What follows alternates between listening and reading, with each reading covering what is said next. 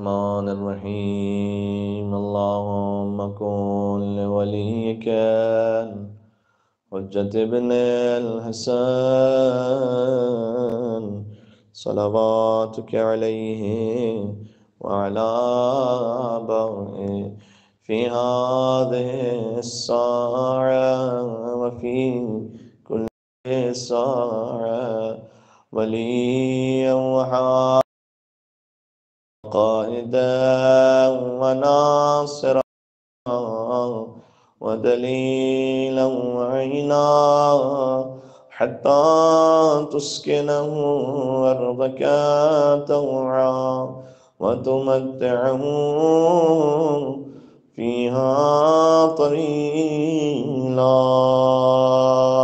صلوات بر محمد وعلى محمد. اللہم صلی علی محمد وعلی محمد. حضرت حجت امام زمانہ علیہ السلام کی خدمت میں عید زہرا سلام اللہ علیہ کی مبارکباد پیش کرتے ہیں. عید غدیر عید ولایت ہے، عید زہرا عید برات ہے، اس لیے اسے عید غدیر ثانی بھی کہا جاتا ہے، دوسری عید غدیر. اس عید کے 72 نام ہیں، ان میں سے ایک نام ہے یوم نزع السواد، سیاہ لباس اتار دینے کا دن. اس خاطر ہے کہ ہم 8 ربیع الاول تک سوگ مناتے ہیں اور 9 ربیع الاول سوگ بڑھا دیتے ہیں، اس لیے کہ خود امام نے فرمایا کہ اس دن سیاہ لباس اتار دو اور خوشی مناؤ. یوم الاستراحہ، مومن کے لیے استراحت کا دن ہے. یوم تنفیس القربہ، غموں کے دور ہو جانے کا دن ہے. یوم الاستجابہ، دعاؤں کی قبولیت کا دن ہے. اور یوم الغدیر ثانی دوسری عید غدیر ہے، یعنی عید غدیر کا کمپلیشن ہے عید زہرا سلام اللہ علیہ. مل کے صلوات بھیجیے گا بی بی زہرا سلام اللہ علیہ پر. اللہم صلی علی محمد.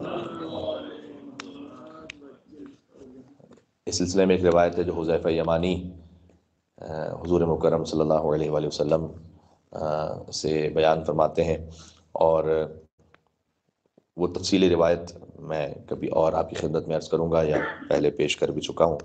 بہرحال اس کا ایک فقرہ یہ ہے، کیونکہ آج دعائے توسل ہے مع جشن عید زہرا سلام اللہ علیہ، تو چونکہ عید برات ہے، دشمنان اہل بیت سے براعت کی عید، تو ہم چاہیں گے کہ 14 حدیثیں آپ کی خدمت لعن اور تبری سے. اہل بیت علیہ السلام نے کس طرح سے اسے بیان فرمایا، ہمارے لیے کیا اس کی ذمہ داری قرار ہوئی، اور بعض مقامات پر کا ثواب بیان کیا گیا. بعض ایسے مورد ہیں کہ جہاں پر اہل بیت علیہ السلام نے لعن فرمائی، یعنی اللہ کی رحمت سے وہ دور ہیں، جس میں شاید ہو سکتا ہے کہ کچھ اپنے آپ کو ان کے محب کہنے والے بھی شامل ہو جائیں، تو ہم ان میں شامل نہ ہو جائیں. یہ کچھ احادیث میں آپ کی خدمت میں پیش کرنا چاہوں گا. آپ خود 9 ربیع الاول ہی سے کہ حضور مکرم نے یہ فرمایا کہ اللہ تعالیٰ نے مجھ سے یہ کہا، یعنی حدیث قدسی ہو گئی کہ اللہ عز و جل نے مجھ سے یہ کہا ہے کہ اپنی عزت و جلالت کی قسم کھا کر کہ جو شخص 9 ربیع الاول کو خوشی منائے، یعنی وہ اس لیے خوش ہو کہ اہل بیت خوش ہیں. خوشی منانے میں جو اہم ترین بات ہے وہ معاملات میں تو ہو سکتا ہے کہ بائی چانس کوئی 9 ربیع الاول کو خوشی منا رہا ہو، لیکن وہ خوشی منانا یہاں پر شامل نہیں ہے. وہ خوشی اس لیے منائے کہ اہل بیت علیہ السلام خوش ہیں اور اللہ عز و جل کا حکم ہے. تو حضور مکرم نے فرمایا کہ اللہ سبحانہ و تعالیٰ نے مجھ سے یہ کہا ہے، وحی کی ہے کہ اس کی عزت و جلال کی قسم جو 9 ربیع الاول کو خوشی منائے گا، میں اسے یہ حق دوں گا قیامت میں کہ وہ اپنے رشتہ داروں کی بھی شفاعت کرے گا.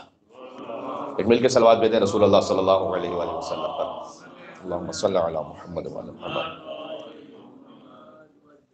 یعنی 9 ربیع الاول کو اہل بیت علیہ السلام کی خاطر خوشی منانا آپ کو شافعی روزہ جزا بنا دیتا ہے. اصل شافعی روزہ جزا تو اہل بیت علیہ السلام ہے، لیکن ان کے ماننے والے بھی شفاعت کریں گے، خاص طور پر وہ کہ جو 9 ربیع الاول کو اہل بیت کی خاطر خوشی منائے. تو حضور مکرم صلی اللہ علیہ وسلم کی یہ حدیث جو انہوں نے اللہ سبحانہ و تعالیٰ کا فرمان ہم تک پہنچایا، یہ بیان کی گئی، تو میں حضور کے نام سے توسل شروع کر رہا ہوں. ایک ایک انشاءاللہ ہم ائمہ علیہ السلام کی حدیث آپ کی خدمت میں پیش کریں گے. بسم اللہ الرحمن الرحیم. اللہم انی اسألک واتوجہ الیک بنبیک نبی الرحمہ محمد صلی اللہ علیہ وآلہ یا ابا القاسم یا رسول اللہ یا امام الرحمن یا سیدنا و مولانا انا توجہنا واستشفعنا وتوسلنا بک الی اللہ وقدمناک بین یدی حاجاتنا یا وجیہا عند اللہ اشفع لنا عند اللہ۔ اب سوال یہ آتا ہے کہ جب ہم برات رکھیں تو کتنی برات رکھیں دل میں، کتنا ان کے لیے نفرت رکھیں؟ تو اس پہ مولا علی علیہ السلام نے ایک پیمانہ بیان کیا، اور وہ یہ ہے، امام نے کہا خدا کی قسم اگر یہ امت خاک پر بیٹھی رہے، پا برہنہ ہو، اپنے سر پر خاک ڈالے اور گریہ و زاری کرتے ہوئے جن جن لوگوں نے اس امت کو گمراہ کیا ہے، امام نے نام نہیں لیا یہاں پر، بس یہ حدیث بیان فرمائی، تو جو گمراہ کرنے والے ان میں سب سے بڑھ کر کون ہے کہ جو مولا علیہ السلام کا حق غصب کرنے والے تھے۔ اگر یہ امت خاک پہ بیٹھی رہے، پا برہنہ ہو، سر پہ خاک ڈالے، گریہ و زاری کرتے ہوئے بھی جنہوں نے اس امت کو گمراہ کیا ہے ان پر لعنت کریں، تب بھی ان کی لعنت اور بیزاری میں جو دل میں ان کے ہے وہ کمی رہ جائے گی اور حق پورا نہیں ہو پائے گا۔ یعنی ایک شدت ہونی چاہیے، جیسے کہ اللہ تعالیٰ کے عدو کے لیے، عدو خدا وہ اللہ کا کچھ نہیں بگاڑ سکتا، لیکن عدو خدا سے ہمیں براعت دل میں رکھنے کے لیے کیوں کہا گیا؟ اس لیے کہ جو عدو خدا ہے وہ اس روئے زمین پر اس بات کا سبب بنتا ہے کہ ہو سکتا ہے کہ ہزاروں لوگ اس کی وجہ سے، اور کبھی لاکھوں اور کروڑوں اور اربوں لوگ اس وجہ سے کسی ایسے راستے پہ چلے جائیں جو اللہ عز و جل نے نہ چاہو۔ تو اس لیے مولا علیہ السلام نے فرمایا کہ تب بھی وہ حق پورا نہیں ہو پائے گا۔ یا ابا الحسن یا امیر المومنین یا علی ابن ابی طالب یا حجت اللہ علی خلقہ یا سیدنا ومولانا انا توجہنا واستشفعنا وتوسلنا بک الی اللہ وقدمناک بین یدی حاجاتنا یا وجیہا عند اللہ اشفع لنا عند اللہ۔ اگلا سوال یہ ہوتا ہے کہ کن سے بیزاری رکھیں؟ تو بہت سامنے کی بات ہے، حضور مکرم نے فرمایا کہ فاطمہ کی رضا سے اللہ راضی ہے، فاطمہ کی ناراضگی سے اللہ ناراض ہے، سلام اللہ علیہ۔ تو بہت سادہ سا اصول دیا ہمیں کہ کن سے محبت رکھو اور کن سے برات رکھو۔ یا فاطمۃ الزہراء یا بنت محمد یا قرۃ عین الرسول یا سیدتنا ومولاتنا انا توجہنا واستشفعنا وتوسلنا بک الی اللہ وقدمناک بین یدی حاجاتنا یا وجیہتا عند اللہ اشفعی لنا عند اللہ۔ امام حسن مجتبیٰ صفت اکبر علیہ السلام کی میں دو احادیث آپ کی خدمت میں پیش کروں گا۔ ایک تو یہ کہ امام نے فرمایا کہ جہنمیوں کی کیا علامت ہے، کہ اہل جہنم کی علامت ہی یہ ہے کہ خدا کے محبوں سے عداوت رکھتے ہیں، خدا کے دشمنوں سے محبت رکھتے ہیں۔ جہاں کہیں آپ کو یہ نظر آئے کہ جو خدا کے دشمن ہیں ان سے محبت رکھی جائے، جو خدا کے محب ہیں ان سے دشمنی رکھی جائے، یہ اہل جہنم کی علامت ہے۔ دوسرا فرمایا کہ اس خدا کی قسم جس نے میرے نانا محمد صلی اللہ علیہ وسلم کو مبعوث برسالت فرمایا، اللہم صلی علی محمد و محمد، اب جس میں اللہ کا ذکر بھی آ گیا، رسول اللہ کا ذکر بھی آیا، خدا کی قسم کھائیے، لیکن ایسے کہ اس خدا کی قسم جس نے میرے جد کو مبعوث کیا، کہ جو جتنا ہم اہل بیت کے حق کو ضائع کرتا ہے اللہ اتنا ہی اس کے عمل کو ضائع کر دیتا ہے۔ تو یہ جو ایک کیفیت ہے نا کہ جو اہل بیت علیہ السلام کا حق کے ولایت قبول نہیں کرنے والے، پھر ان کے اعمال کہاں جائیں گے؟ تو امام حسن مجتبیٰ علیہ السلام نے اس کا ایک اصول یہ دیا ہے کہ جو ہم اہل بیت کے حق کو ضائع کرتا ہے تو اللہ اس کے عمل کو ضائع کر دیتا ہے، تو عمل رہتا ہی نہیں ہے۔ اس لیے کہ اللہ عز و جل کو یہ قبول ہی نہیں ہے کہ کوئی حق اہل بیت ضائع کرے، اس کے بعد عمل کرے تو چونکہ اس نے اس حق کو ضائع کیا تھا اللہ اس کے عمل کو ضائع کر دے گا، نل اینڈ وائڈ۔ امام حسن علیہ السلام کے نام پر مل کے صلوات بھی دیں، محمد وعلی محمد صلی اللہ علیہ وسلم۔ يا أبا محمد يا حسن بن علي أيها المجتبى يا ابن رسول الله يا حجة الله على خلقه يا سيدنا ومولانا إنا توجهنا واستشفعنا وتوسلنا بك إلى الله وقدمناك بين يدي حاجاتنا يا وجيها عند الله اشفع لنا عند اللہ. ابا عبداللہ الحسین علیہ السلام کا ایک فرمان ذیشان ہے. یہ میں نے اس لیے اس سلسلے میں شامل کیا کہ ہمارے دل میں کلیئرٹی بھی رہے. جب ہم سے کہا گیا ہے کہ عداوت و نفرت رکھو دشمنان اہل بیت کے لیے، اس کا مطلب یہ نہیں ہے کہ یہ کوئی نارم اور روٹین ہے کہ ہمارے دل میں ہر وقت کینہ خیانت دوسروں کے لیے بھری رہے گی، بلکہ امام نے فرمایا ہمارے شیعوں کے دل ہر قسم کی خیانت، کینہ اور فریب کاری سے پاک ہوتے ہیں. ویسے ان کا دل صاف ہوتا ہے، یہ سمجھنا بڑا ضروری ہے کہ ویسے ان کا دل وہ آلودہ نہیں ہوتا. یہ جو عداوت ہے اہل بیت علیہ السلام کی کہ اعداء کی ان کے دلوں میں، یہ بھی حکم خدا سے ہے، ورنہ وہ ان کا دل صاف ہے. یہ اس لیے بھی سمجھنا ضروری. اگر ہمارا کسی خاندان میں ہمارا کسی اور مومن سے کوئی ہمارا ذاتی معاملہ ہے، کوئی اختلاف ہے، چلے کوئی دینی معاملہ بھی، ہم فوراً 1 منٹ میں یزید بنانے میں دیر نہیں لگاتے. ارے مولانا وہ تو بالکل یزید صفت ہے. آج کے زمانے میں اگر شمر کو دیکھنا ہو نا تو مولانا اس کو دیکھ لیں، تو ہم فوراً کہتے ہیں. تو اہل بیت علیہ السلام نے یہ سمجھایا ہے تمہیں کہ نہیں، تم ویسے دل اپنا صاف رکھو گے، تو اس کے اندر کسی اور کے لیے ہیٹرڈ نہیں رکھو گے. اگر کوئی ہے تو اللہ کے حکم سے ہے، تو جو اللہ کے حکم سے ہے عداوت، اس میں بھی ایک پاکیزگی ہے. سبحان اللہ. یا ابا عبداللہ یا حسین ابن علی ایہا الشہید یا ابن رسول اللہ یا حجت اللہ علی خلق یا سیدنا و مولانا انا توجہنا واستشفعنا وتوسلنا بك الى اللہ وقدمناك بین یدی حاجاتنا یا وجیہا عند اللہ اشفع لنا عند اللہ. امام زین العابدین علیہ السلام کی ایک بہت ہی لطیف حدیث میں کوشش کروں گا آپ تک پہنچاؤں. یہ کتاب شفاء الصدور فی شرح زیارت العاشور، اس کتاب میں حدیث ہے صفحہ نمبر 378 والیوم نمبر 2 پر، کہ ابو حمزہ صومالی، جن سے ہمارے پاس دعا ابو حمزہ صومالی پہنچی رمضان المبارک کی بڑی اہم دعا، وہ یہ کہتے ہیں کہ میں ایک مرتبہ پہنچا امام سجاد علیہ السلام کی خدمت میں، تو امام نے مجھ سے یہ کہا. اس حدیث کے 3 لیئرز ہیں، غور کیجئے گا. ابو حمزہ صومالی کہتے ہیں امام زین العابدین علیہ السلام نے مجھ سے کہا کہ جو جبت اور طاغوت، جبت اور طاغوت سے مراد وہ ہیں جنہوں نے حق فاطمۃ الزہرا سلام اللہ علیہا کو غصب کیا، جو جبت اور طاغوت پر دن میں ایک بار لعنت کرے، یہ ایک عمل ضرور رکھیں اپنے روٹین میں، اللہ اس کے لیے 70,000 لکھیے، اس کے اوپر اور مزید 1000 میں جتنے صفر ہیں اور بڑھائیے، میرے خیال میں بن جاتے 7 کروڑ نیکی. اللہ سبحانہ وتعالیٰ فرماتے ہیں جبت اور طاغوت پہ لعنت بھیجنے والے کو،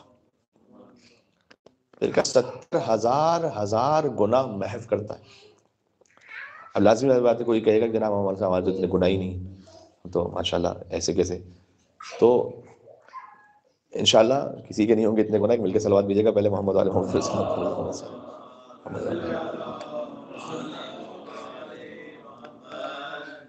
اس میں اصل بات یہ ہے کہ عمل کریں تو اس عمل کو سنبھال کے بھی رکھیں. تو پتہ چلا کہ ہم بڑے خوش ہیں اس بات پر کہ ہم نے 70,000 گناہ معاف کروائے. تو کوئی گناہ ایسا کر دیا کہ خود سے یہ عمل ہی ضائع ہوگی، تو واپس بیک ٹو دا زیرو.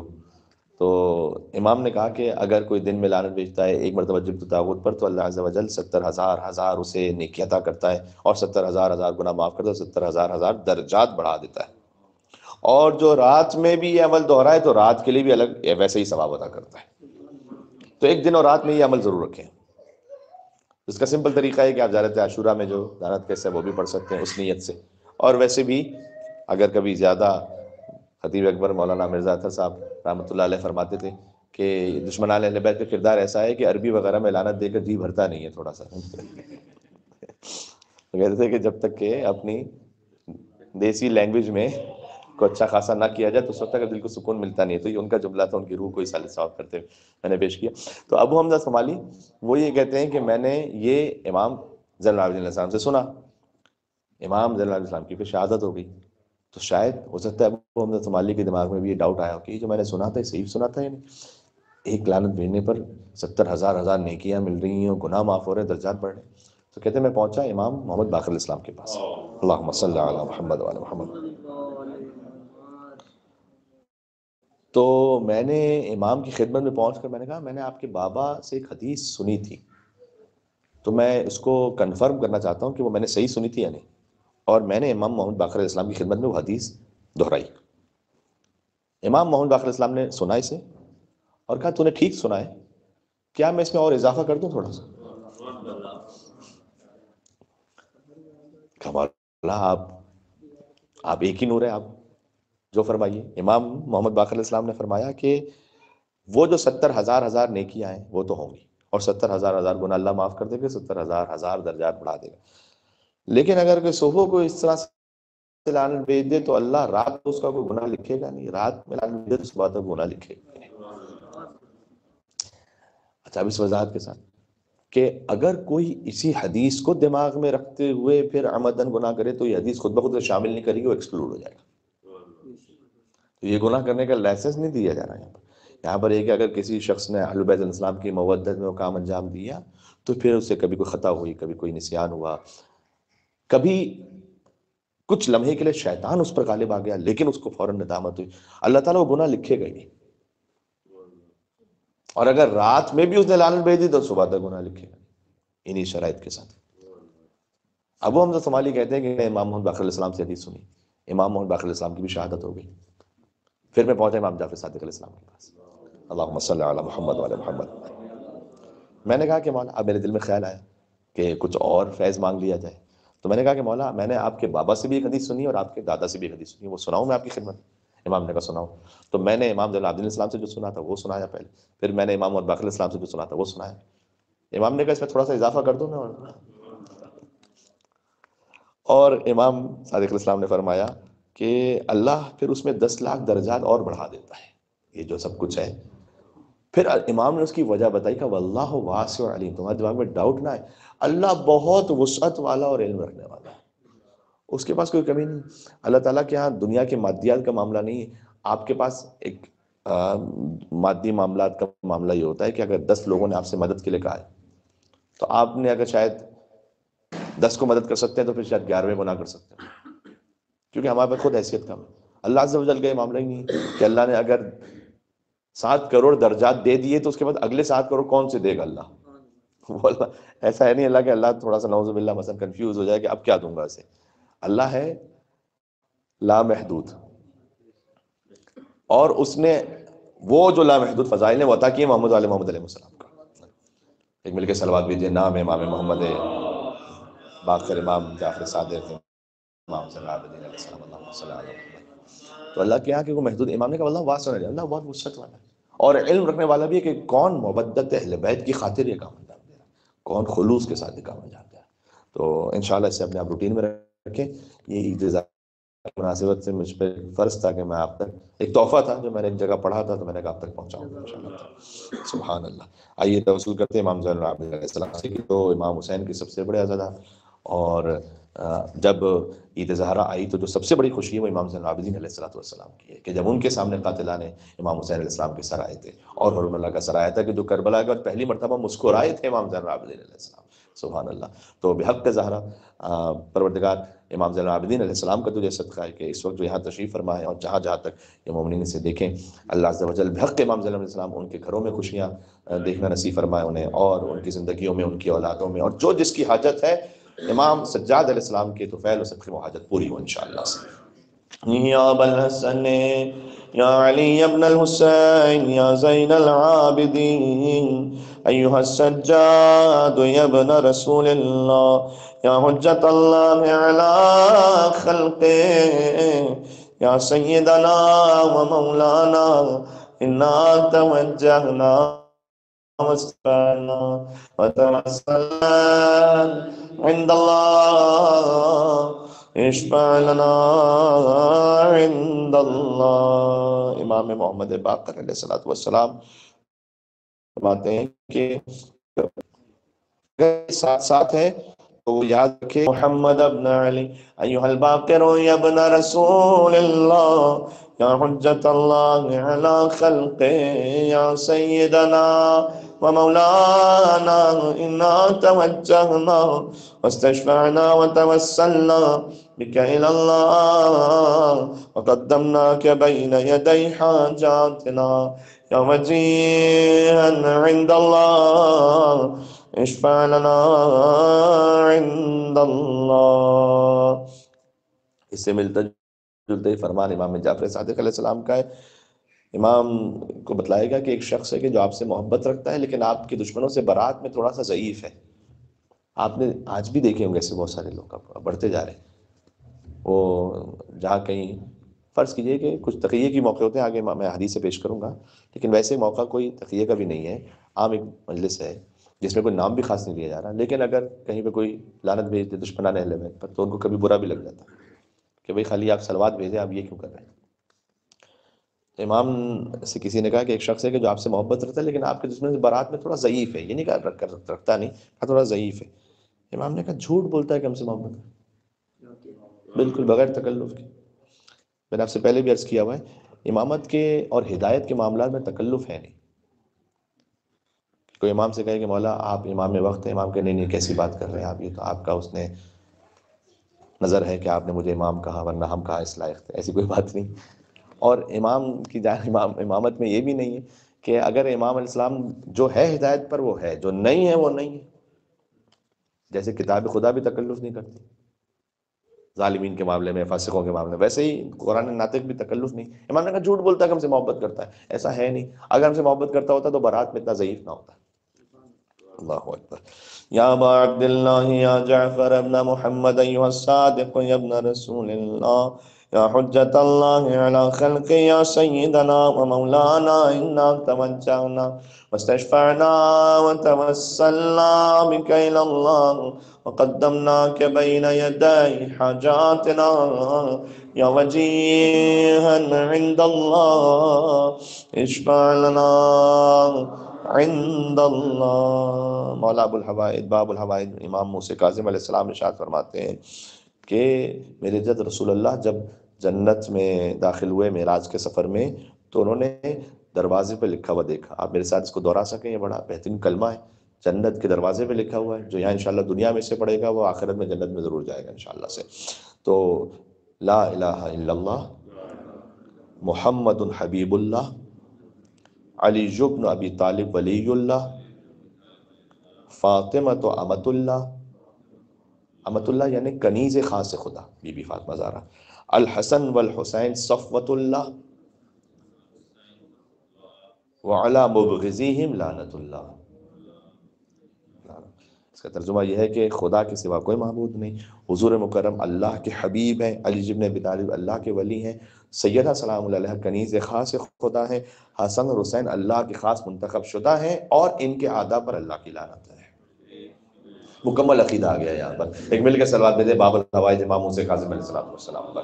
اللہم صل علی محمد وعلی محمد. یا ابا ابراہیم یا ابا الحسن یا موسیٰ بن جعفر ایھا الکاظم یا ابن رسول اللہ یا حجت اللہ علی خلقہ یا سیدنا و مولانا انا توجہنا واستشفعنا وتوسلنا بك الى اللہ وقدمناك بین یدی حاجاتنا یا وجیہا عند اللہ اشفع لنا عند اللہ. امام علی بن موسیٰ رضا علیہ السلام ارشاد فرماتے ہیں کہ دین کا کمال ہی یہ ہے جو ابھی آپ نے پڑھا نا، دین کا کمال ہی ہماری ولایت ہمارے دشمنوں سے برات ہے. یعنی دین میں آہستہ آہستہ آہستہ آہستہ جو اس کی بلڈنگ ہے، اس کا جو پیک ہے وہ کیا ہے، وہ یہ ہے یا ابا الحسن یا علی ابن موسیٰ ایھا الرضا یا ابن رسول اللہ یا حجت اللہ علی خلقہ یا سیدنا ومولانا انا توجہنا واستشفعنا وتوسلنا بک الی اللہ وقدمناک بین یدی حاجاتنا یا وجیہ عند اللہ اشفع لنا عند اللہ۔ امام تقی الجواد علیہ السلام، ان کا یہ طریقہ تھا کہ امام علیہ السلام بالکل بچپن کا عالم تھا جب امام رضا علیہ السلام بھی حیات تھے، تو اس وقت امام محمد تقی علیہ السلام زمین پہ بیٹھ کے گریہ کرتے ہوئے کہتے تھے کہ جنہوں نے میری ماں فاطمہ زہرا پر ظلم کیا، اگر اللہ کی اجازت ہو تو انہیں ان کی قبروں سے نکالوں اور زندہ کروں اور انہیں زندہ ہی جلا دوں۔ اللہ اکبر۔ امام محمد تقی علیہ السلام جب یہ کہتے تھے نا، یعنی آپ سوچئے گا، مطلب اتنا بھی رعایت نہیں کی امام علیہ السلام نے۔ جب امام رضا علیہ السلام نے سنا، ہو سکتا ہے کہ آج ہم میں سے کسی کے سامنے امام تقی علیہ السلام، آپ تو سارے ماشاءاللہ محبان اہل بیت تشریف فرما ایسے جو آدھا اہل بیت سے برات بھی رکھتے ہیں، لیکن فرض کیجئے ہو سکتا ہے کوئی آ کے کہتا ہے امام سے کہ ابھی اتنا بھی زیادہ مولانا جو ہے وہ گاڑا ہونے کی ضرورت نہیں ہے، تھوڑا سا ہلکا ہو جائے۔ تو امام محمد تقی علیہ السلام نے کہا کہ میں زندہ کروں اور اللہ کی اجازت ہو تو زندہ ہی جلا دوں۔ امام رضا علیہ السلام سن رہے تھے۔ امام رضا علیہ السلام آگے بڑھے۔ میں آپ سے امید رکھتا ہوں کہ آپ اس جملے کی گہرائی کو سمجھیں گے۔ امام رضا علیہ السلام نے پہلے تو پیشانی کا بوسہ لیا امام جواد علیہ السلام کی، اس کے بعد کہا کہ چونکہ اے تقی جواد تم نے یہ کہا ہے انت اہل للامامۃ والولایہ، امامت اور ولایت کے تم ہی تو اہل ہو، یعنی یہ کہ سیدہ سلام اللہ علیہ کے قاتلوں سے اتنی براعت دل میں رکھنا یہ امامت کی ایک شرط ہے، یہ ولایت کی ایک شرط ہے کہ تم اس وجہ سے امامت اور ولایت کے اہل ہو۔ سبحان اللہ، اللہ اکبر۔ یا ابا جعفر یا محمد ابن علی ایھا التقی الجواد یا ابن رسول اللہ یا حجت اللہ علی خلقہ یا سیدنا ومولانا انا توجہنا واستشفعنا وتوسلنا بک الی اللہ وقدمناک بین یدی حاجاتنا یا وجیہا عند اللہ اشفع لنا عند اللہ۔ امام علی نقی علیہ السلام کی حدیث میں آپ کو تھوڑا سا اس کے لیے ایک سوال آپ سے کروں پہلے، جو تارک الصلاۃ ہے، نماز نہ پڑھنے والا، اس کے لیے کتنی وعید ہے احادیث میں؟ مثلا ایک دفعہ یہ کہ حضور مکرم نے فرمایا کہ جو بڑے گناہ ہیں ان میں سے ایک شرک ہے، والدین کسی کو آگ کر دیں، وہ والدین کو اتنی اذیت پہنچائے، یہ بڑا گناہ ہے، کذب ہے، فعل حرام، زنا ہے، نعوذ باللہ۔ جب حضور یہ فہرست مکمل کر چکے تو کسی نے کہا کہ آپ نے تارک الصلاۃ کا نہیں کہا۔ تارک الصلاۃ کون ہوتا ہے؟ جو نماز جس کی زندگی میں ہو ہی نہ، یعنی جس کے روٹین میں ہے نماز نہ پڑھنا، چند بار قضا کرنا بھی گناہ ہے، لیکن تارک الصلاۃ ہو جانا تو حضور سے پوچھا گیا کہ آپ نے یہ پوری فہرست میں تارک الصلاۃ کا تو ذکر ہی نہیں کیا۔ حضور نے کہا میں نے ذکر کیا تو صحیح، کہ یا رسول اللہ کہاں ذکر کیا؟ کہ سب سے پہلے کفر تو کہا میں نے، وہ ہو گیا اس میں شامل۔ تو تارک الصلاۃ یہ ہے۔ امام ہادی علیہ السلام فرماتے ہیں کہ اگر میں یہ کہوں کہ تارک التقیہ، یہاں جہاں تقیہ ضروری ہے، وہ بالکل ویسا جیسے تارک الصلاۃ، لکنت صادقا، تو میں نے بالکل سچ کہا۔ یہ سب کچھ، لیکن دین کو پورا لیں، دین کو ادھورا نہ لیں۔ کچھ ہیں کہ جو کہتے ہیں کہ یہ لعنت براتی کچھ بھی نہیں ہونا چاہیے، ہمارا دین بڑا ہنکی ڈوری، سب کچھ ٹھیک ٹھیک چلنا چاہیے، کوئی اس میں جو ہے نا ایسی باتیں نہیں، اللہ تعالیٰ نے ہم کو منع کیا ہوا ہے اور اہل بیت علیہ السلام کے اخلاق سے بعید ہے کو ایسا کریں۔ وہ سمجھتے ہیں یہ عین اخلاق ہے کہ آدھا خدا کے ساتھ اتنی برات رکھی جائے۔ کچھ وہ ہیں کہ جو ہر موقع پر جہاں انہیں دل چاہا اپنے زبانی مزے کے لیے شروع ہو گئے، بس نہ موقع دیکھا، نہ محل دیکھا، نہ یہ دیکھا کہ کہاں تک بات جا رہی ہے۔ آج کل کے وسیلوں کے ذریعے سے جو اس طرح سے ہوتے ہیں، کہاں کہاں تک بات پہنچ جاتی ہے۔ تو اگر ہم نے صحیح طرح سے اس بات کو نہیں، یعنی تقیہ ہم نے اختیار نہیں کیا جہاں کرنا چاہیے تھا، امام نے کہا تم ویسے ہی کہ جیسے تم تارک الصلاۃ ہو، تم نے نماز ہی نہیں پڑھی۔ ہر جگہ اس طرح کا اظہار کرنا یہ کوئی شجاعت نہیں ہے، بلکہ امام نے فرمایا کہ ایک طریقے سے کفر کی طرح ہے. بات واضح. اس لیے ہمیں ہر چیز کو بیلنس رکھیں، صراط مستقیم، نہ افراط نہ تفرید. نہ ایسے ہو، یعنی میں افراط یا تفرید کی بات شدید نفرت کے لیے دل میں نہیں کہہ رہا کہ جو آپ کے دلوں میں اظہار کی بات کر رہا ہوں. اظہار کس طرح سے ہونا چاہیے؟ اظہار میں وہاں اظہار نہیں ہونا چاہیے جہاں یہ شائبہ بھی ہے کہ ہو سکتا ہے کہ اس اظہار کی وجہ سے کسی مومن کی جان مال عزت اور آبرو کو کوئی نقصان پہنچ جائے.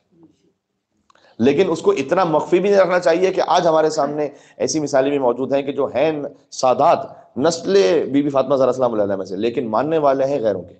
ایسے آپ کو مل جائیں گے. وجہ کیا تھی؟ ان کے بزرگوں نے اس طرح سے تقیہ کیا کہ اپنی نسلوں کو بھی نہیں بتایا.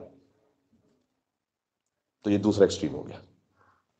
اس طرح سے ہمیں صراط مستقیم کے ماننے والے ہیں، صراط مستقیم پر رہیں انشاءاللہ سے. یا ابا الحسن یا علی ابن محمد ایھا الہادی النقی یا ابن رسول اللہ یا حجت اللہ علی خلقہ یا سیدنا و مولانا انا توجہنا واستشفعنا وتوسلنا بک الی اللہ وقدمناک بین یدی حاجاتنا یا وجیہا عند اللہ اشفع لنا عند اللہ. دو معصومین علیہ السلام کا کلام رہ گیا. امام حسن عسکری علیہ السلام فرماتے ہیں کہ جب بھی حالات اتنے شدید ہو جائیں کہ تم ہماری نصرت کرنے سے قاصر ہو جاؤ، ضعیف کر دیے گئے ہو اگر تم زمین میں، تو کیا کرو؟ شاید ہوتا ہے کہ آج بھی بہت سی جگہوں پہ ایسے حالات ہوں کہ تنہائی میں جاؤ اور ہمارے دشمن پہ لعنت بھیجو. جب تم تنہائی میں ہمارے دشمن پہ لعنت بھیجتے ہو اس لیے کہ فرشتے اس پر لعنت کرتے ہیں جو ہمارے دشمنوں پر لعنت نہیں کرتا، تو تنہائی میں یہ کام کرو. اس کے بعد امام نے کہا کہ جب تم یہ تنہائی میں کام کرو گے تو ملائکہ اللہ کے حکم سے تم پر درود و سلام بھیجیں گے، تمہارے لیے استغفار کریں گے، اور اللہ یہ کہے گا کہ یہ میرا بندہ ہے، یہ اہل البیت علیہ محمد علیہ محمد میری حجتوں سے محبت رکھتا ہے. اگر اس کے بس میں ہوتا تو یہ تنہائی کے علاوہ بھی یہ کام کرتا، لیکن چونکہ یہ ضعیف کر دیا گیا زمین پر اور تنہائی میں یہ کام کر رہا ہے، تو بس گواہ رہنا کہ میں نے اس کے درود و سلام کو قبول کیا اور تم نے جو اس کے حق میں استغفار کیا اسے بھی قبول کیا. مل کے صلوات بھیجیں امام حسن عسکری علیہ الصلوۃ والسلام پر. اللہم صلی علی محمد وعلی محمد.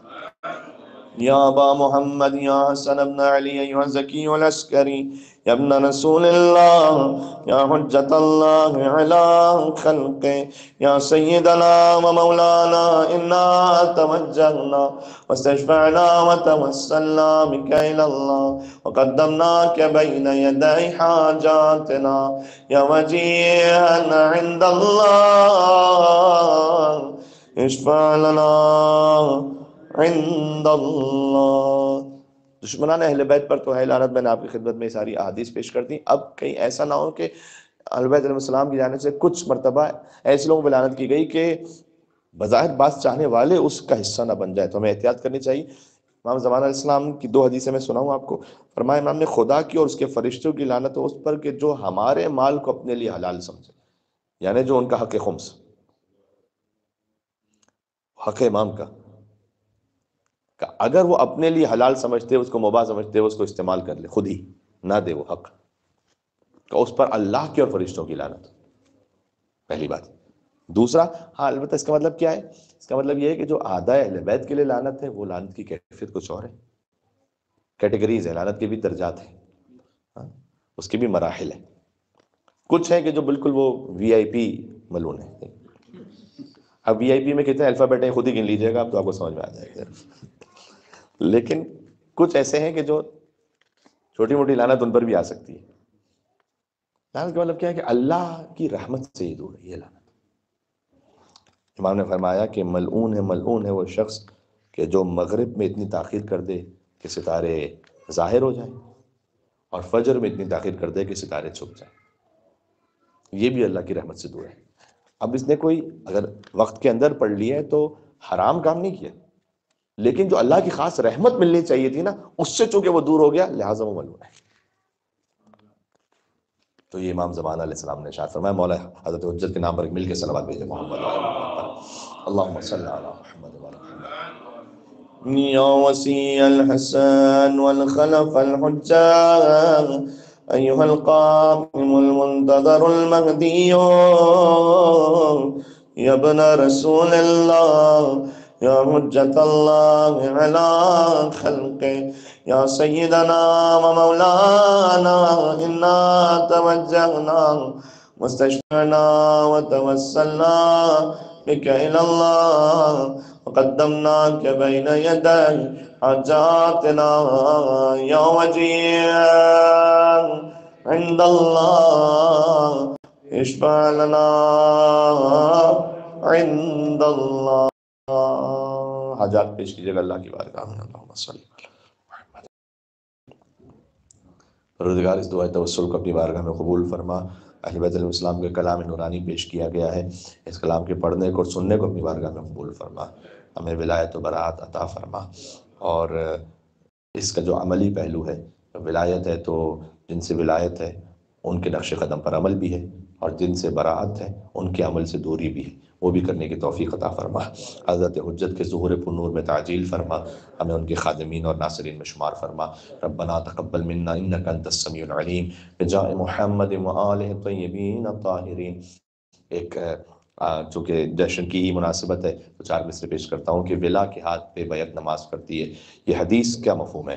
ولا کے ہاتھ پہ بیعت نماز کرتی ہے، اور علی ولی کی یہ مدحت نماز کرتی ہے. اور بغیر حب علی کے جو پڑھ رہا ہے نماز، بغیر حب علی کے جو پڑھ رہا ہے نماز، اسی کی شکل پہ لعنت نماز کرتی ہے.